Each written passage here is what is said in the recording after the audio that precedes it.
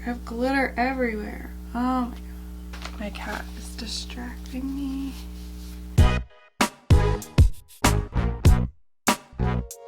Hey guys, today I'm going to be showing you my eyeshadow palette collection. I'm very excited because these are my favorite videos to watch. So let's just jump right in. You're nice and zoomed in so you can see the palettes up close. None of these are divided by favorites, but they are divided by brands just to make it a little easier on myself. First we have the original Naked palette, which has been discontinued and replaced with a palette that is honestly not as nice. I don't use this too frequently just because my style of eyeshadow has changed significantly since I started makeup. I prefer to use mainly matte shades and then one or two shimmers, and most of these Naked palettes are all shimmer. However, they are gorgeous and pretty good quality. I have two favorite shades in this palette. While I like many of them, Half Baked and Smog are to die for. Smog is actually one of my favorite eyeshadow colors in general.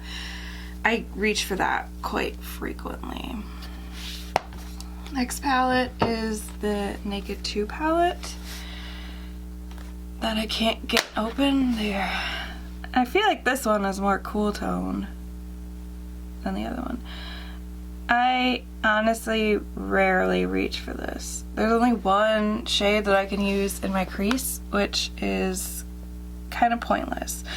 I do love this YDK shade, so I use this quite frequently. It's very pretty, but other than that, I don't touch this palette basically ever. Naked 3. This is my first high-end palette. It was a gift from Eric. And I love the colors in this. It's stunning, but not enough mattes for me. There's only two, really. Well, maybe this is a matte. Yeah, I guess this is a matte, but you can't do much with this. Nooner is one of my favorite crease shades. I will reach for it even if I'm not using this palette. I use this palette for my everyday makeup or, you know, basic looks. However, I don't reach for this that frequently anymore because there's not enough mattes. You're gonna hear that complaint a lot through this video, so I apologize. Naked Smoky. There are more mattes in this than the previous three. However, I don't do smoky eyes that often. I do really like these shadows. I think they perform really well, but these just aren't the looks that I'm doing, so I also don't use this. Next is Naked Heat. This is my favorite Naked palette. While there are tons of mattes, which ranks it very high on my list, I just love this color story. These colors are ones that I reach for my natural looks. I love oranges, I love reds. I just really, really love this, and every shade in here is just really, really nice. They do have some fallout, so I'd be careful with that if you ever purchase this. Also, I apologize if you can hear my neighbors. They're repairing a car. Staying on the Urban Decay trend, the next is the Vice 4 palette. This was limited edition, and it was my first colorful palette. I've used it maybe 3 times. You can't create looks with this. I'm going to beat a dead horse by saying this. There just aren't enough mattes in here. The colors are gorgeous, and I love using them as toppers, but I can't create a look by itself. So I find myself not reaching for it that frequently. I don't know if it's just an Urban Decay thing, not having a lot of mattes. I'm not sure. Next is the Moondust palette, which is a pure glitter palette. I love this palette because these toppers are just mind-blowing.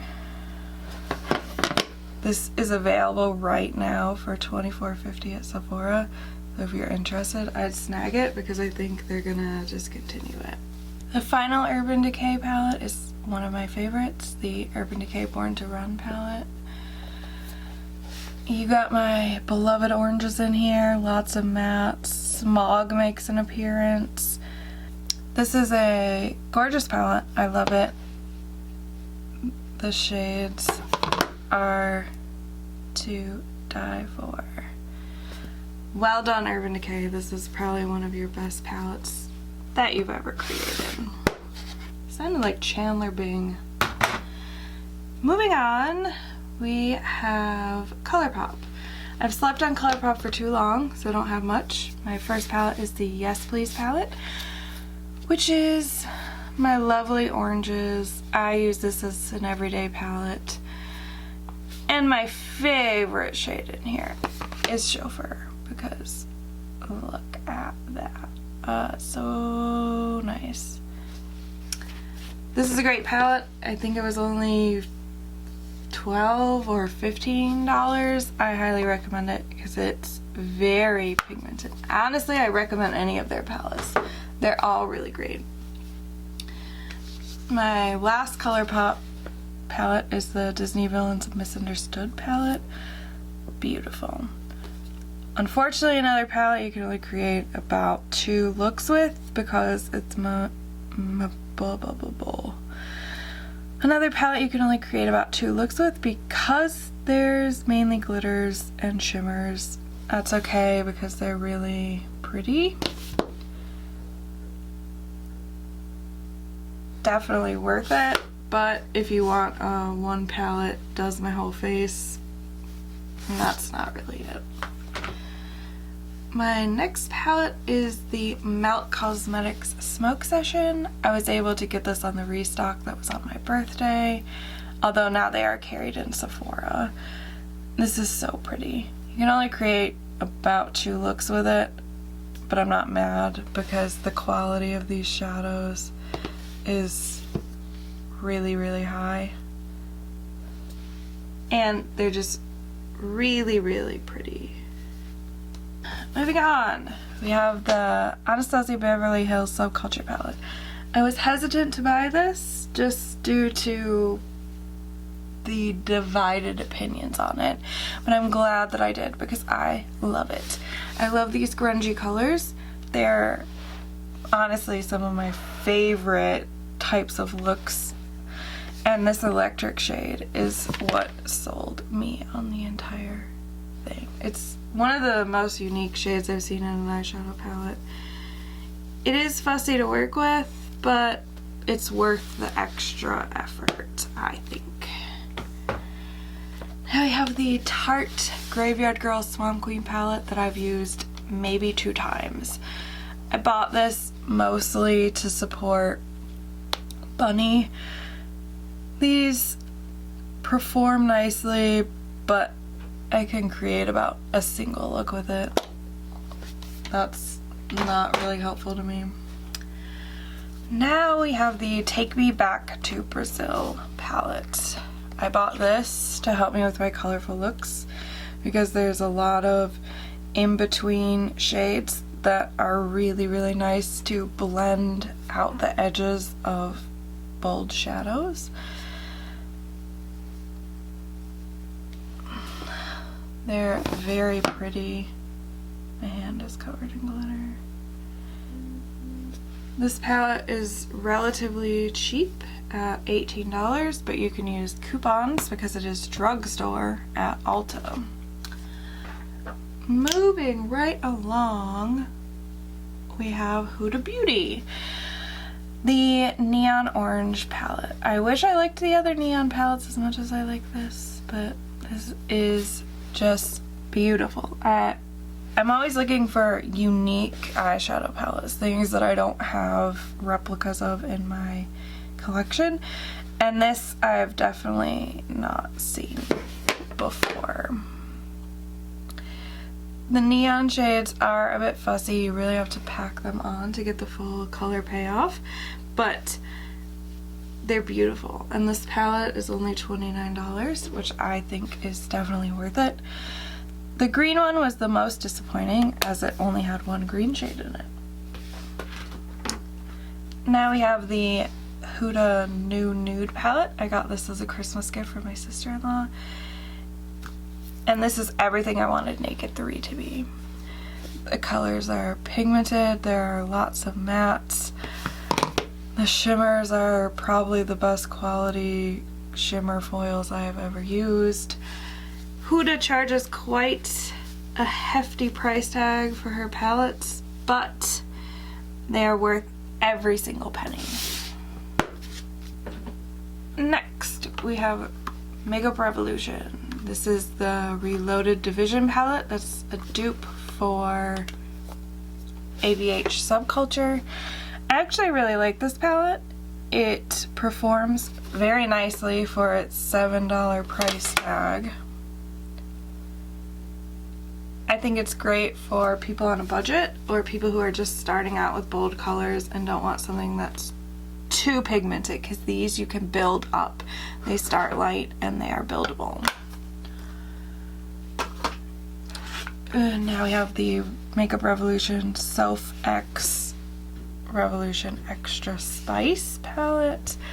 Again, this is right up my alley for a neutral palette because I like my neutrals to be colorful with the yellows and the oranges, and this was only $15 and it performs just as well as some of the more expensive palettes that I have. Moving on to the next brand is Jeffree Star Cosmetics, and the first palette I have is Blood Sugar. This is one of my favorite palettes of all time, not just of his brand. I highly recommend this to everyone. You can get a red look, you can get a pink look, you can get a neutral look. It's really, really versatile. The Sugarcane shade, as you can tell, is really loved because it's my favorite crease and transition shade. This Glucose shade is the whitest white. It's so pigmented. I recommend this out of all of his palettes. Definitely pick that up. The next Jeffree Star palette is Alien. Look at how cute this is. Some people hate it. I think it's adorable. I love this color story because it's, for me, kind of a neutral palette or an everyday palette. I know that's weird because it's green, but these three shades here are my favorite in the palette. This one's layers really nicely.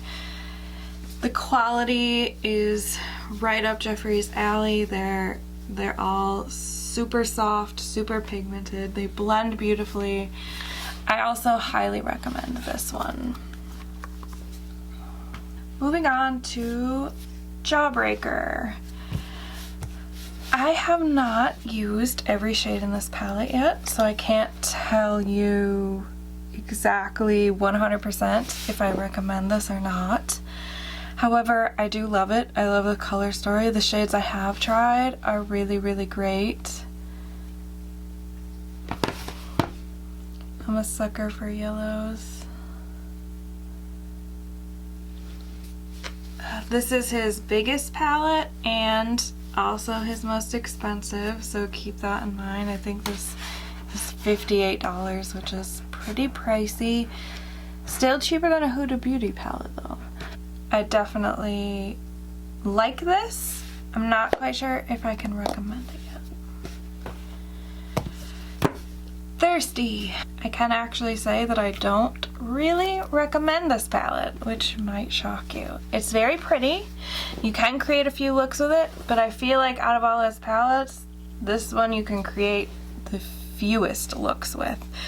There's, I don't know, maybe 4 in here, which for $48 isn't exactly great. Nothing wrong with the formula. These glitters and shimmers are my favorite. They perform so well. If I had to go back in time, I probably would not purchase this. It's all personal preference. I love it, but I can't recommend it. Now we have Mini Breaker. I almost didn't get this, and I'm really glad that I ended up getting it anyway because it's beautiful. I have used every color in this palette, and I highly recommend this one. The colors are stunning, especially this Oral shade. I definitely love this palette, and this is one of the Jeffree Star palettes that I would recommend picking up if you're interested. The final Jeffree Star palette is Blue Blood. I'm not actually sure how I feel about this palette completely. It's beautiful, don't get me wrong. All these colors are stunning. However, I feel like you're limited on the amount of looks you can create. A lot of the blue looks you can create all look very similar. I really like the teal look. And while there are neutral colors in here, for me, none of them show up on my skin, so I can't use them. Like, you can barely see that. So for me, I can only create probably half the looks this palette was intended to create. I really love it, and I'm glad that I have it, but I don't know that I can recommend this one to anybody. We're on to the last brand. Who thought this would happen? Morphe. This is the 35M Boss Mood palette. I love this palette. It's gorgeous. Mainly I bought it for these two rows because I really love green and I love the grungy greens. I'm also a fan of the oranges and I love the purples. I think this is going to be an amazing fall palette. It's honestly just beautiful. And it's Morphe, so it's super affordable. I know people have feelings about Morphe, but I really enjoy most of their stuff. Next we have the Jaclyn Hill palette. This is my most recommended Morphe palette. I love it. It's great, lots of neutrals, but you can have like a pop of color if you want. I love the oranges and the reds. This shade is the one I used to create my first bold look last summer. It is called Pool Party. It's absolutely beautiful. And I've been hooked on bright colors ever since. Every color in here performs really well. It's great for the price. Doesn't really matter how you feel about Jaclyn Hill. It's a great palette. Finally, we're at the end. Who would ever think that would happen? The Morphe James Charles or James Chinez palette. I was lucky enough to get my hands on this the day that it released at Ulta. And as you can tell, I use it quite a lot because it's very messy. It's hard to keep clean. This palette is so functional. You can create almost any look you could ever imagine. If you're in the market for one palette that can create all of your looks, this is it. You want a rosy look, a smoky look, a bright look, a mixture of both. You can do it with this. And every color in here performs really, really well. Cape Cod and Social Blade are two of my favorite colors. I highly recommend picking this one up. Well, that's it for now. I am positive that my eyeshadow collection will continue to grow because it's my favorite thing to collect. Thank you so much for watching. Like and subscribe below, and I'll see you in the next video.